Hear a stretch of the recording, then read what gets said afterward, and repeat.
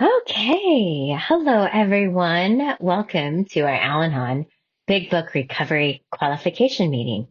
We meet every Wednesday night at 5:30 p.m. Pacific Standard Time, 8:30 p.m. Eastern Standard Time. Today is December 4th, 2024, and my name is Angie H. And I am a recovered Al-Anon and will be your speaker for this evening. Tonight, I will share what I used to be like, what happened, and what I'm like now. In order to set our tone for this meeting, I ask that we bow our heads in a few moments of silent prayer and meditation, followed by the serenity prayer.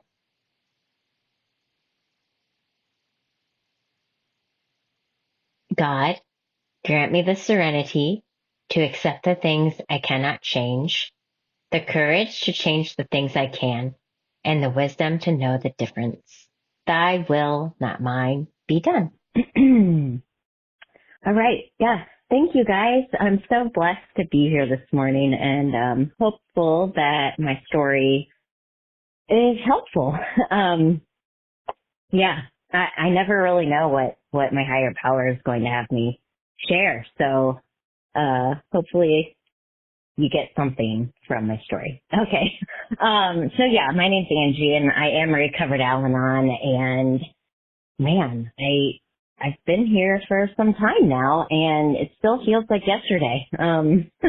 So, and actually, in starting to share my story, I just want to say I didn't know that I belonged here for many, many, many moons, right? I really didn't think I belonged here. I always thought everyone else was the problem. Never really understanding that, yeah, I also had a serious, a family illness. Um, so yeah, I mean, my mother and my twin brother were both alcoholics, and I can truthfully say that because they were both in AA at parts of their life. Um, so yeah, those were the two alcoholics, of course, around me. But I still, they lost their life. And after that, it's like I went out and made everyone else around me into an alcoholic because I would just be constantly up in everyone's business, just trying to control and manage how everyone was feeling or what they were doing. That was the constant theme in my life. So you'll hear more about that coming up. So what brought me here originally is by working the steps in another 12-step program. I had a compulsive eating problem and hit my rock bottom there and found my way to a 12-step program that helped me recover. And but I also had this other elephant in the room that I wasn't even really aware was the issue. But it's very heavily tied into my compulsive eating illness. And so that's why I'm mentioning it today, because they are really related to one another. Whereas, like, if I wasn't getting what I felt I needed from others, I would go to my compulsive eating illness, and whatever that looked like for that day. Maybe, I did all sorts of things. I don't need to get into it because that's not what I'm sharing my story about. But they're very related. And, so anywho, I'll just start sharing what my story was like. And, you'll hear a common theme here throughout my story of just this need for approval, this constant approval seeking, and need of validation from others to feel okay. And honestly, I did a lot of fixing. Well, I thought I was trying to be a fixer. I thought I could just fix everyone to be how I wanted them to be. I was a major people pleaser, the happy police, whatever you want to call it. That's what I did. I spent a lot of my life just trying to make everything around me like happy. I think I just seriously lived in this delusional thought that like, yeah, I want to make my life into like a happy life and like have rainbows and butterflies and glitter around me all the time, which is not real, right? I lived in this like false reality. But you know what? That helped me get through life because growing up, you know, like I had a very chaotic, home life, I would say. And I think a lot of us do. So I don't need to get into like all of the details, but I was raised by a mother who was an alcoholic. And, like I just remember coming home from school and she'd be like passed out on the couch, and I don't even really remember talking to her much about like school. I don't. Like I remember her helping us with homework, but I don't know. She just wasn't really there, emotionally. So, so I had that aspect and I'm just sharing, what my family life was like. It's not to blame anyone. I know. Well, did the phone call just hang up? Hello? Can you guys hear me? Hello? That's so weird. Does anyone else hear that? I can hear you, but there's like a weird dial tone. Hey, Anna, Yeah. somebody's trying to call in. Yeah. Didn't Okay. think they made dial tones anymore. I know, right? Weird. Okay, guys, sorry. That was distracting. Okay. Okay. Remember where I'm talking about. Okay. So I grew up with a mother that was like really not emotionally there, and it's not her fault, right? Like I didn't even know if she was sick with alcoholism. I had no idea until later on in life when my dad told me she was sick, and my brother and I were like, sick? Like what? And we started to connect the dots from there. But I didn't know for years. I was like, man, and of course when you're a kid, you just start to take that on, right? Like I'm the reason why she's laying on the couch, like not talking to me. She must not love me, And so that was like a common theme after that. And my dad was a pilot, so he's not any better. He's off traveling and doing his job. And, so my brother and I were just kind of like left to our own, devices, I guess you could say.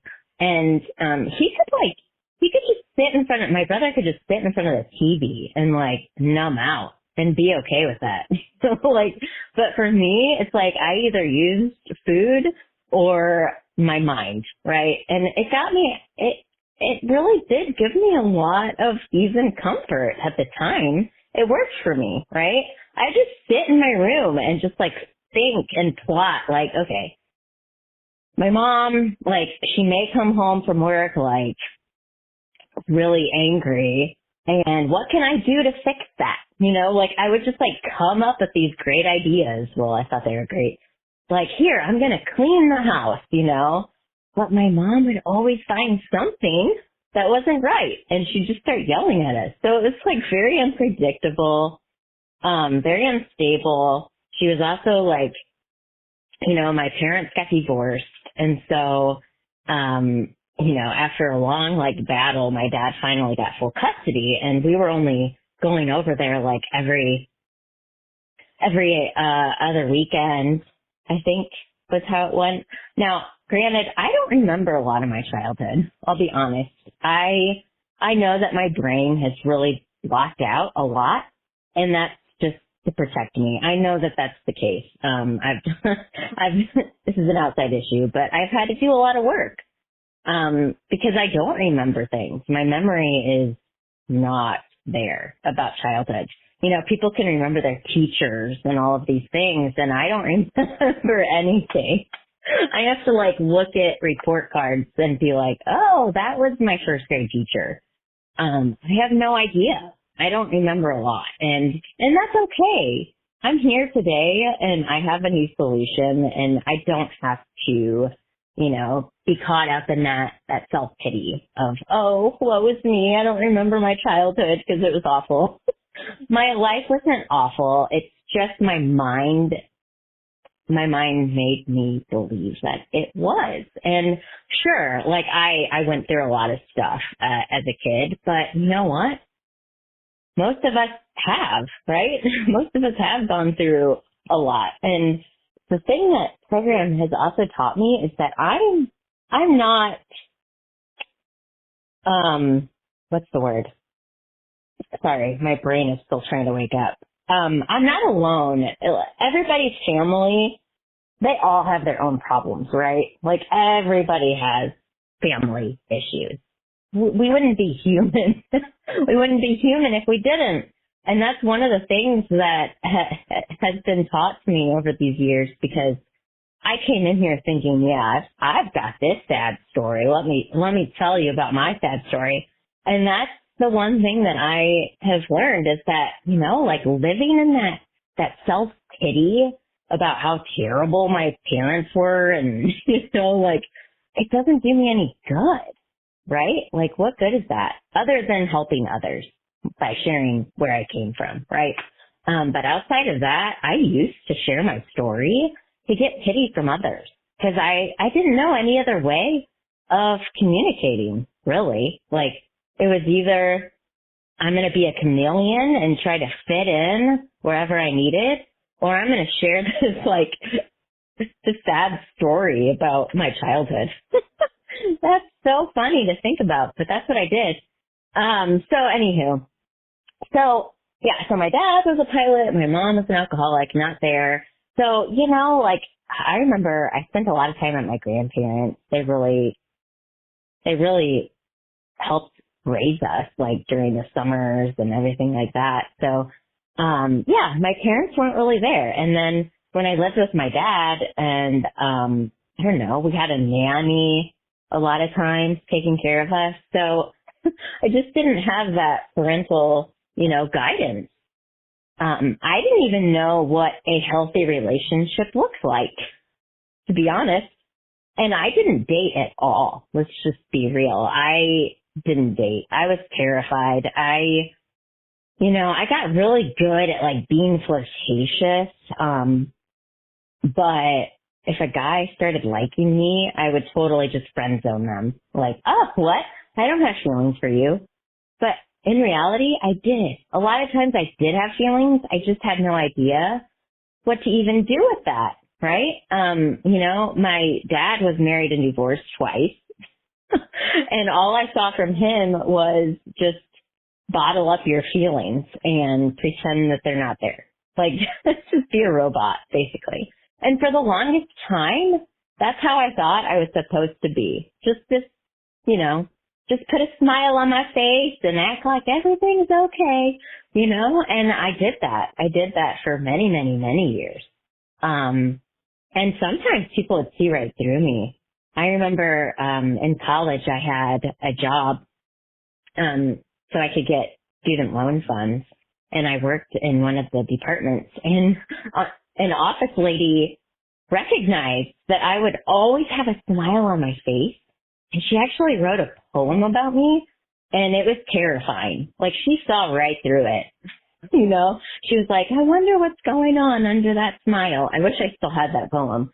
But I was like, oh my gosh, she saw right through me. But that's what I did. I just thought that I wasn't allowed to have emotions. And that's how I was raised, I'm from a Midwest town. We just sweep everything under the rug, right? That's what I did. And I thought that was normal and that was okay. And I remember watching him because he got remarried. I remember watching my dad and he would just get into fights and just leave the house. So this is, So I've had like fear of abandonment issues, and I'll just leave. I will be the first one to push someone away, or I'll just straight up leave, and I'll just like put boundaries up, like if you've wronged me in some way, I'm not even going to tell you what you did. I'm just going to give you the silent treatment. Like, this is what I did. So, like, cruel. Just really, really cruel. But of course, like, this is just what I did. I felt like it was my only way.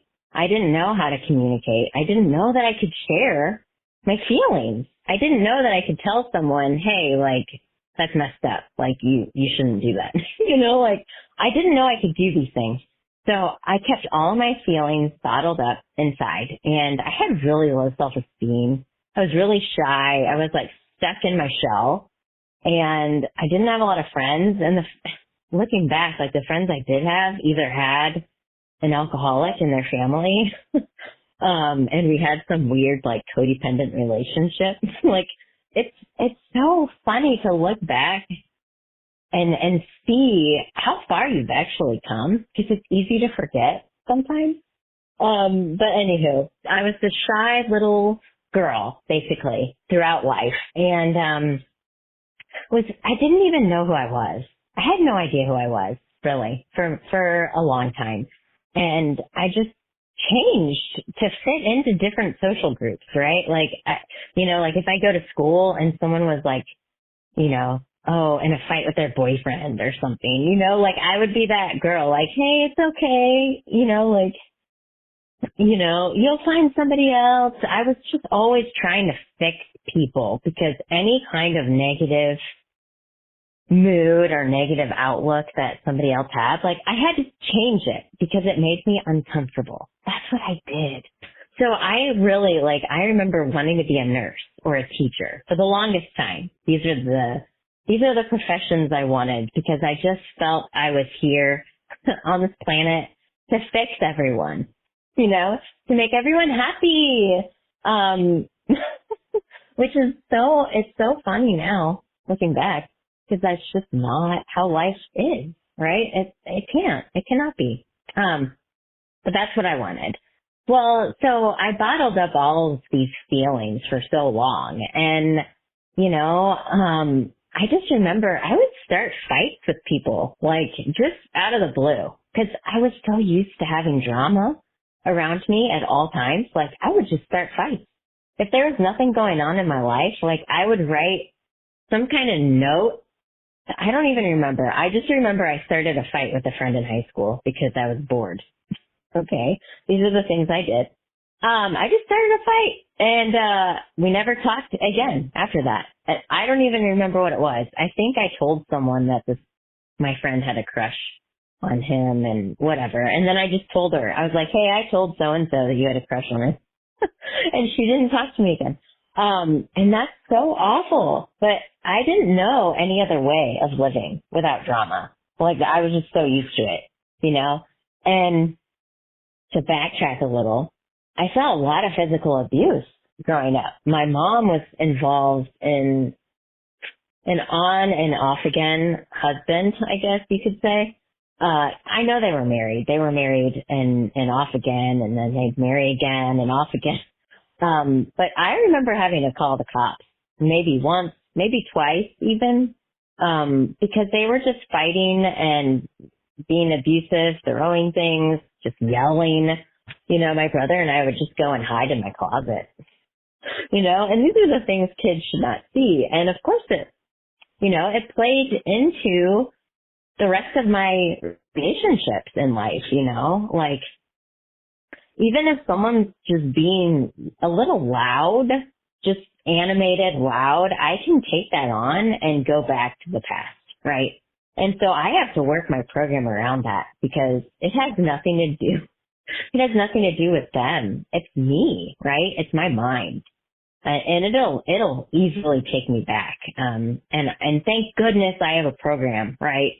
To remind myself, like, that's not true. That's false. That's dishonest. So anywho, I'm kind of all over the place here. Let me see here. What do I want to talk about? Which time do I Okay. So I spent a lot of time, like, trying to fit in. That's really what I did for a lot of my life. And in high school, I joined a marching band and I became, like, I felt like I had a good circle of friends around me, and that was really cool. Like, I finally felt like I belonged. And I wasn't popular. I wasn't, like, not popular. I was kind of, like, in the middle. And it was really fun. I had a good time. I had a lot of close friends then. And, yeah. And, but after that, I went to college and decided, I was going to try to rebrand myself. And, yeah, it kind of got out of control there. And, I started drinking a lot, and it was like my social lubricant, it made talking to people easier.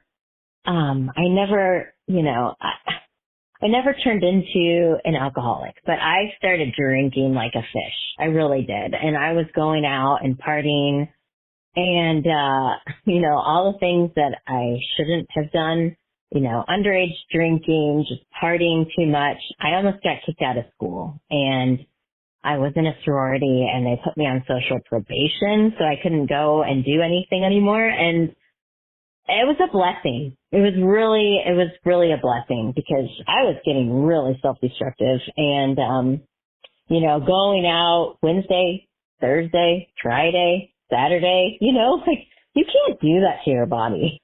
And I was going to my classes still drunk or hungover. It was really not good. But I was just trying to figure out who I was.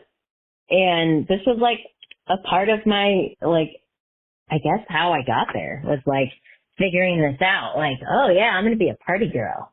No, it was not a good life to live. And, when I almost got kicked out of school, I was like, ooh, yikes, like, whoops. Yep, I'm going to start studying. So I studied really hard, and then I started making good grades again, and everything was fine. But my eating started getting out of hand at this point, and I started gaining weight. And of course, me being an Al-Anon, I was really fixed on this idea of like my image, right? Like I felt I needed to look a certain way for people to like me. And so, my compulsive eating started getting out of hand, and I started restricting and losing weight and yada, yada, yada. I was starting to go down to my rock bottom. But I didn't even realize it. So, I wanted this whole life to be the way I wanted it to be. I had it planned out in my mind, and, it didn't work out that way. Like I thought I was going to meet the man of my dreams and we were going to get married out of college, and that's not what happened. I did have one serious boyfriend who was in college with me, and I thought he was the one.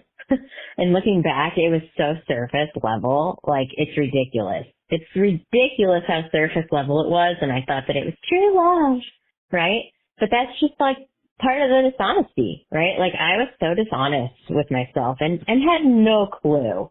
I just had no clue. I was like this little lost kid inside an adult body. And again, like another gift that this program has given me is actually learning how to be an adult and communicating healthily, right? I didn't know how to do that. I would walk around on eggshells, avoiding conflict at all costs, unless I wanted to stir up drama. And then I would go right head first into conflict stirring. And this is what it was. It was like very black and white. There was like no gray area for me. It was like either I'm a total bitch or I'm sweet as pie, like there was no in between. There was no in between. I think people either loved me or they hated me. So I, and I had a lot of fear. I didn't have a lot of I didn't date a lot. I really didn't. And but I went out searching for people to give me that love and attention. That's what I did. I was an attention seeker. Okay.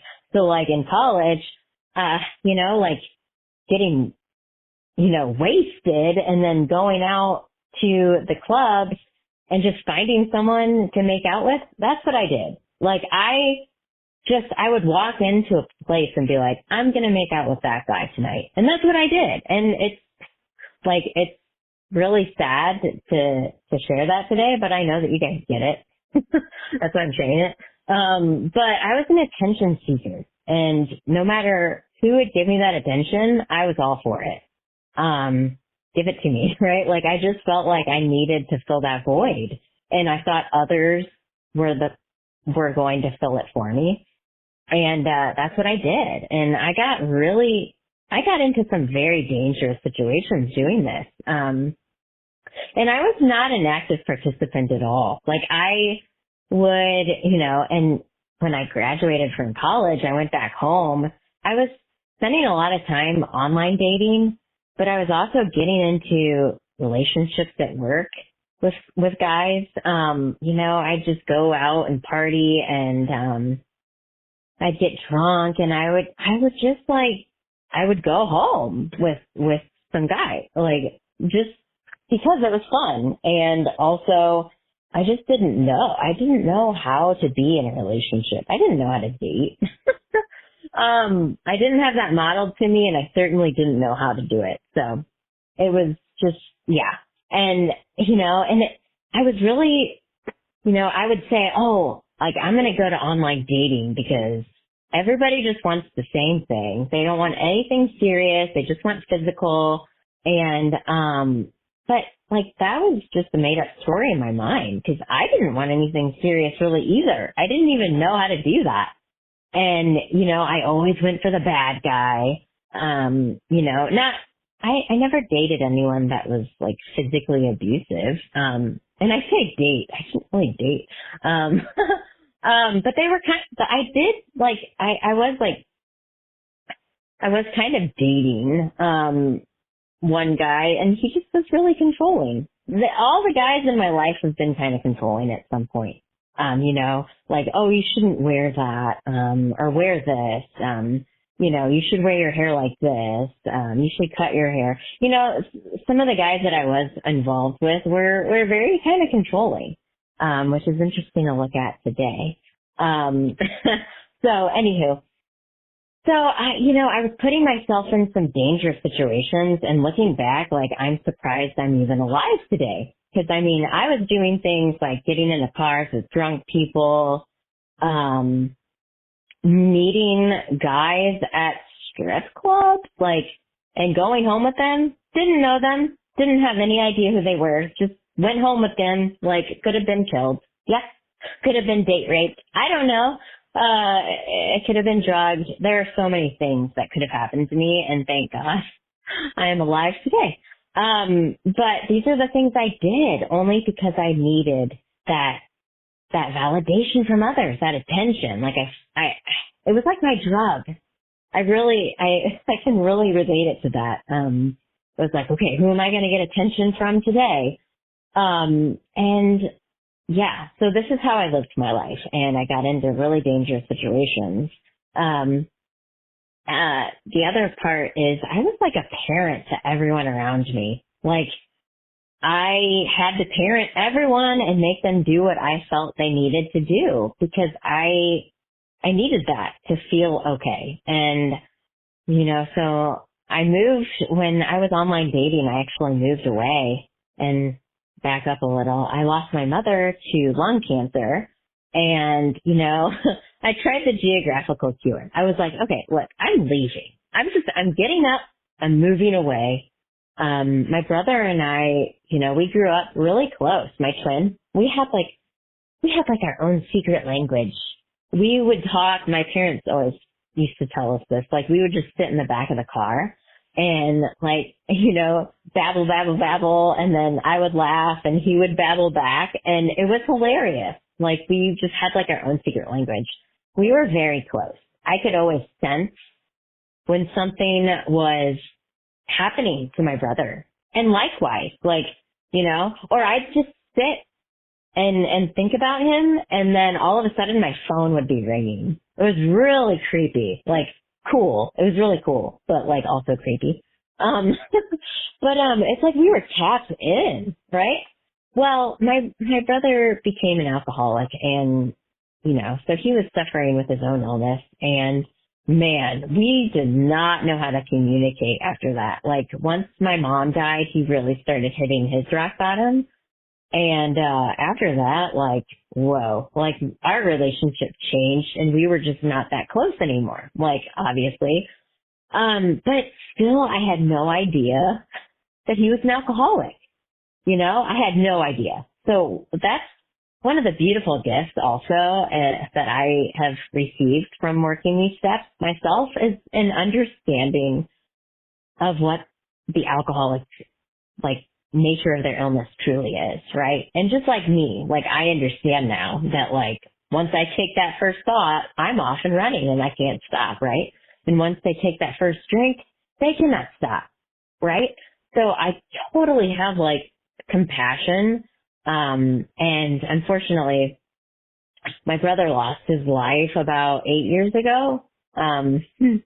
So yeah, like I know that they're smiling down on me though, and we get each other, right? Like we finally can understand that we're not far off from one another, right? Like we both have this mental component, right? Like the mind is the problem.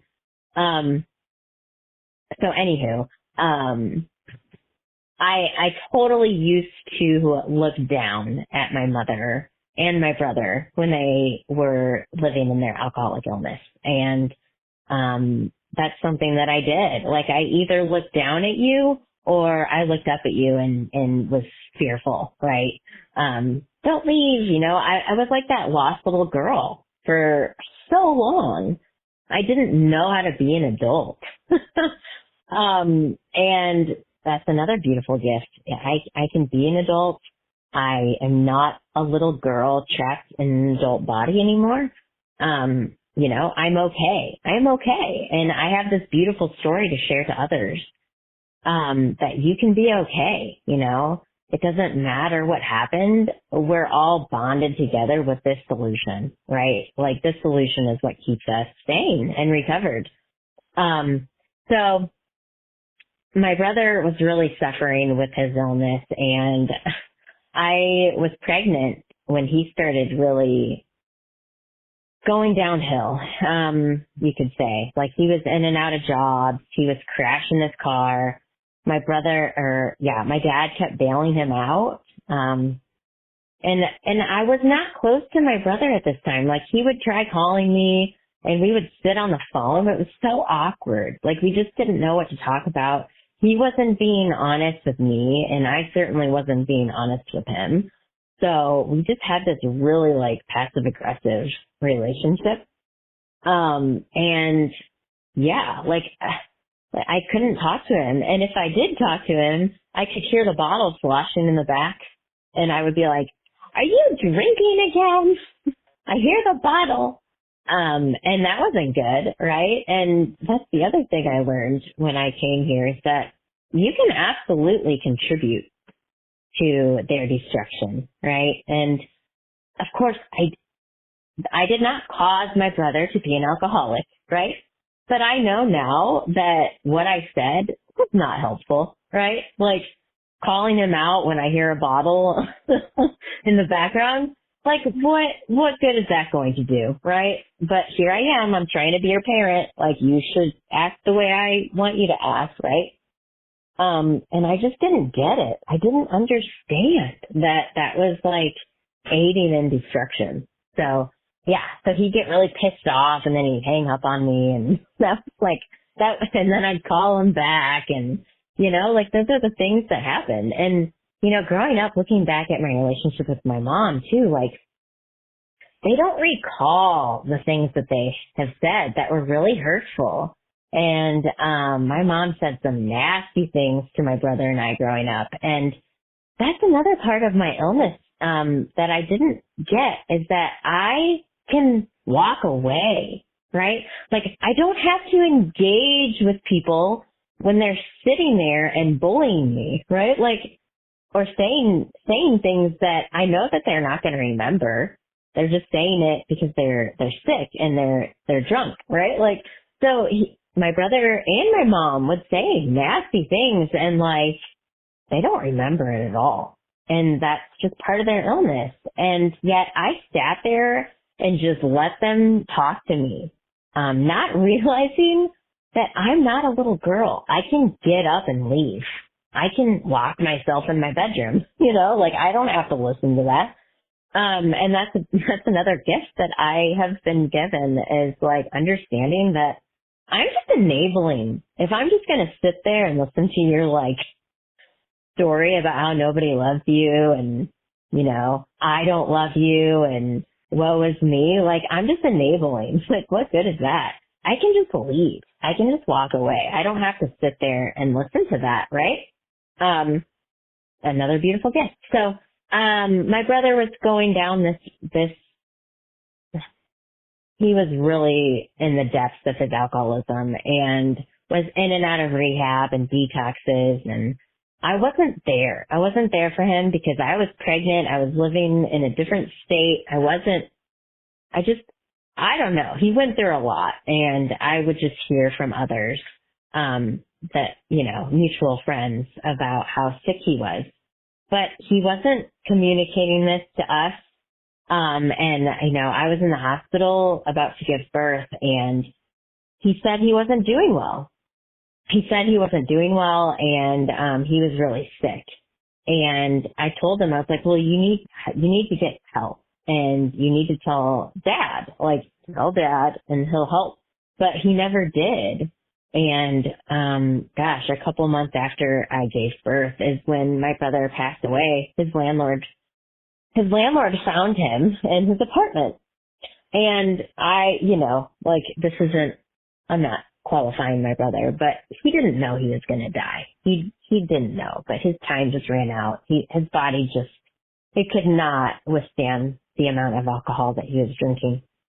And that's really sad. He was working in a 12-step program, but his sponsor actually told us that he was not actually working the steps as written. So there you go.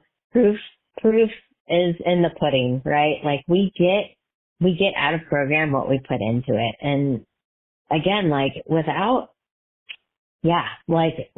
this beautiful program, I don't know where I would be today. I know my Al-Anon and codependent illness can take me out way before my compulsive eating illness.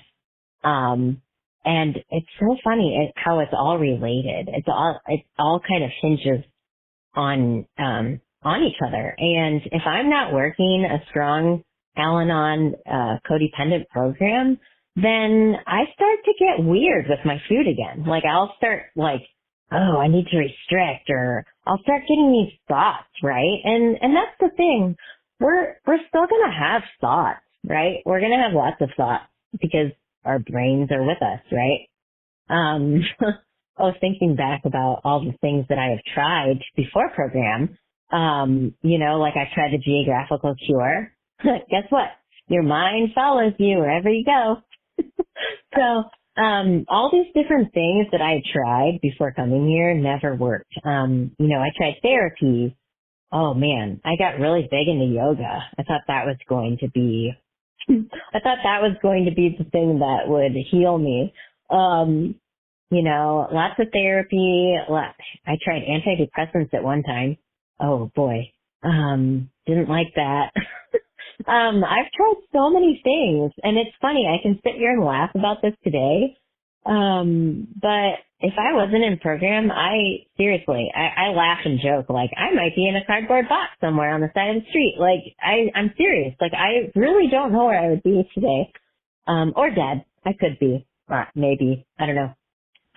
Because who knows where my illness would have taken me, right? To get that ease and comfort and that attention from others, I don't know. But thank goodness I am able today to have relationships with others. I'm able to communicate clearly for the most part. I mean, I'm human. I make mistakes, right? that's the other beautiful thing I have received from working this program is understanding that I don't have to be perfect, right?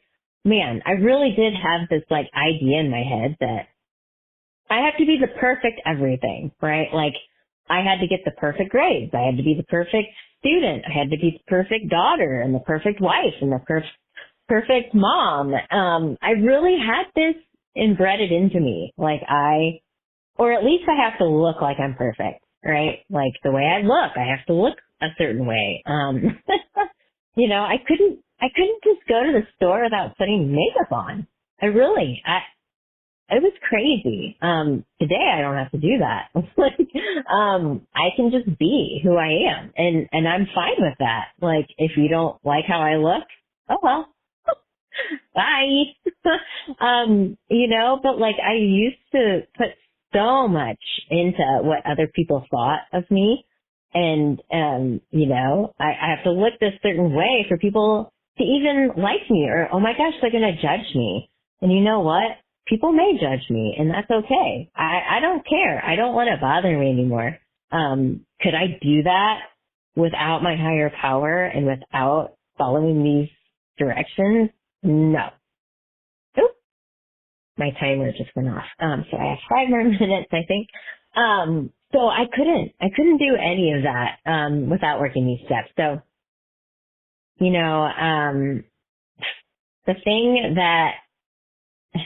thing I want to share really is that it took me a long time to realize that I was at a rock bottom place. I hit step 1 years before I actually realized I needed to be here, right? Like that I didn't have power. It took me many, many, many, many years to understand that. It's funny, like my mom always tried getting me, into Al-Anon, when she was in AA because she tried making amends to me and I just turned my nose up at her. I was like, whatever, mom, no, like you want to be a part of my life now and you put me through all this hell. So whatever, I just seriously I blocked her out of my life.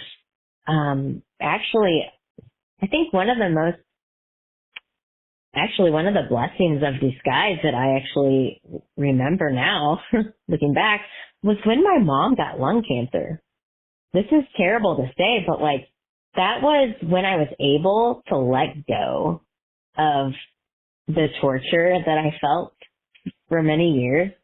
And how she like treated me, I let it go. I was able to let that go when she got sick with lung cancer.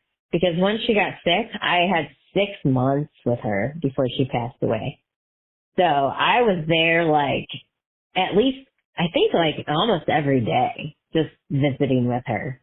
I was able to like, grow a relationship with her before she passed away. So that was really beautiful. So that was a blessing in disguise, actually, with her getting sick with lung cancer, because I don't know what our relationship would have been. I know that it would have been healed once I worked these steps, but, gosh, yeah, it took me a lot, of time to get here. So she tried getting me to Al-Anon and I would just laugh and be like, whatever, mom, you're the one with the problem, joke's on me. I'm in 3 different 12-step programs now. So, like I no longer look down at others thinking that I am better than you, right? Like that's something that I have been given, is this ability to understand that we are all God's children. We're all God's people. We're all human. We're all going to make mistakes, right? I can let go of that perfectionistic mindset because it's not real. You can't be perfect. And even in programs, I don't work a perfect program and I know that nobody does, right? Like, and at first I was like, I'm going to be the perfect student and get straight A's. And no, it's not about that. It's about showing up, doing my best, following these directions every single day. Because if I don't, I know I'm going to go right back to my crazy thinking, right? And so, the funny thing is I don't have any alcoholics in my life today, right? But how I know I belong here in Al-Anon is because I can make anyone around me into an alcoholic, just by thinking, like, oh, what are you not doing right today? Like I have to work my program around this because, my husband or my daughter, they could do nothing wrong. But my mind could just spin out of control and like come up with all of these things like that they're not doing or they're not doing correctly, right? And so thank goodness I have a program around this now and I don't have to act on it, because we're going to have thoughts. We're still going to have thoughts. And that was kind of like this delusion that I thought, once I work these steps that I'm going to be free, right? Like I'm not going to have these crazy, insane thoughts anymore. No, that's not real. That's not true. Nope, you're still going to have thoughts, but you don't have to act on them. I have a way out. I have a new way of living and it works when I work it. But if I